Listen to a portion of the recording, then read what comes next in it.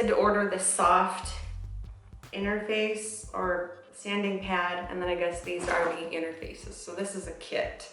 But, so I took off the old, or the original backer, and it's actually thicker than the other one, and it feels softer to me. It feels more squishy. Maybe it's just that they made it a little bit thinner so that you can use the interface, and that's what makes it softer.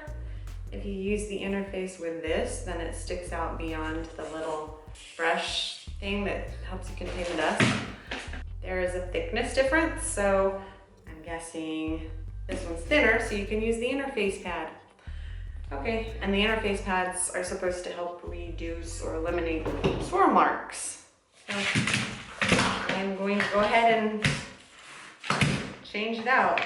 So two complaints.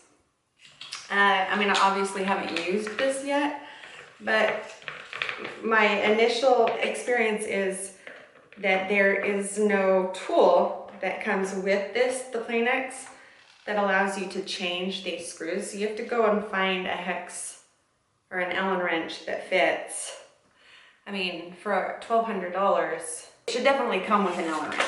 Secondly, there's no way to lock so that this pad doesn't spin while you're trying to tighten or loosen this screw or bolt or whatever it is. So I had to actually use my boot to hold this still. I mean, you just have to rely on your one hand to hold the pad and the other hand to tighten, which